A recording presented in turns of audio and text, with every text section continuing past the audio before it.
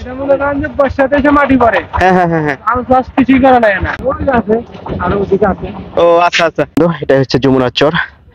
যমুনার চরে প্রচুর পরিমাণে ঝাউ গাছ হয়েছে।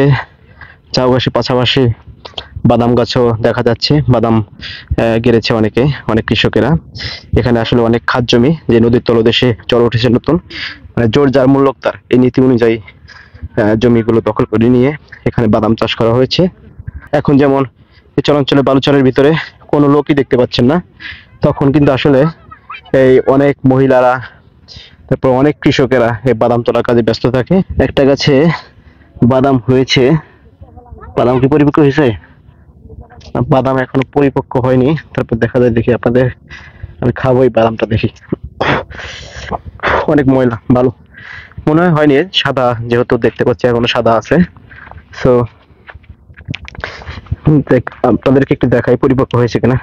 না, যেটা সন্দেহ করেছিলাম সেটাই, আসলে বাদাম পরিপক্ক হয়নি। বাদাম পরিপক্ক হয়নি। 15 থেকে 20 দিন পর এই বাদামটা একদমই লাল হয়ে যাবে, ভিতরের অংশটা লাল হয়ে যাবে, আর উপরে খোসাটাও আর একটু বাদামি বর্ণ ধারণ করবে, তখনই পরিপক্ক হবে। আর তখনই এই চরাঞ্চলগুলোতে জনকোলাহলপূর্ণ পরিবেশ বিরাজ করবে। আর এই এখানে বাদাম তোলা ধুম লেগে যাবে, একটা মানে উৎসবের মতো পরিবেশ বিরাজ করবে এখানে। আর প্রচুর পরিমাণে ঘোড়ার গাড়ি, মহিষের গাড়ি দেখা যায় এই যমুনা চরে, যে সমস্ত গাড়িগুলো এই বাদামের গাছগুলো অথবা বাদামগুলো পরিবহন করে থাকে। যমুনা তলদেশে মানুষ বড় ধান চাষ করেছে। হ্যাঁ, বড় ধান। ও ভালো, দাম কিরকম হয়েছে? ভালো হয়েছে? ভালো হয়েছে না? যাক, যতটুকু হয়েছে আলহামদুলিল্লাহ, নাকি? ও আচ্ছা আচ্ছা। ধান কি সবগুলা কাটছেন আপনি? যতগুলা কাটছিলেন এখানে সব হয় না? ও, আপনার বাড়ি কোথায়? এই পাশেই? না, আমার বাড়ি 5 টাকা। ও, মানে আপনার বাড়ি কোথায়? এখানে? ও, আপনি মানে ধানের মালিক আপনি? ও আচ্ছা আচ্ছা আচ্ছা। কয় বিঘা ধান কাটছিলেন কাকা? জমি মাপা না। মাপা না? জমি না। ও আচ্ছা, ওই পাশে দেখলাম বাদাম গাছ, আপনি কি বাদাম আছে? ও আচ্ছা আচ্ছা।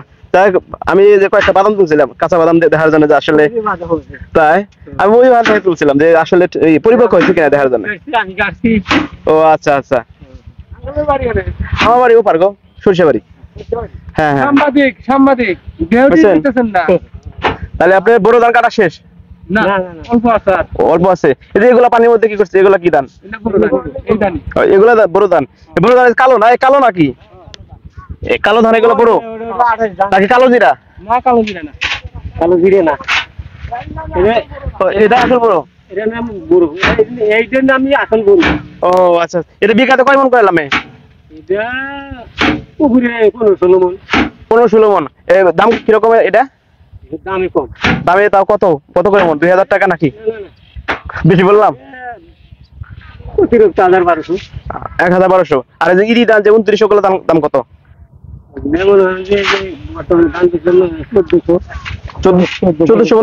তাহলে তো ওগুলো লাভ, এগুলো আবাদ করছেন কেন? ও, ওই যে আপনার ওই যে বন্যার পানির জন্য, বন্যার পানি ঢুকলে তো ইরি ধান হবে না। না, ইনি কাটছে না। ওই যে 28 ধান। কোনটা? ওই যে ওইটা 28 ধান কাটছেন? ও, এগুলো 28। বর্ষাতে এসে মাটি পড়ে। হ্যাঁ হ্যাঁ হ্যাঁ হ্যাঁ। চাষ কিছুই করা যায় না। ও, আর এগুলা বড় ধান, ওগুলা 28 ধান, সব কাটা শেষ আলহামদুলিল্লাহ না? আর ওদিকে আছে। ও আচ্ছা আচ্ছা আচ্ছা, ঠিক আছে আঙ্কেল, ভালো থাকবেন, হ্যাঁ, কাজ করেন।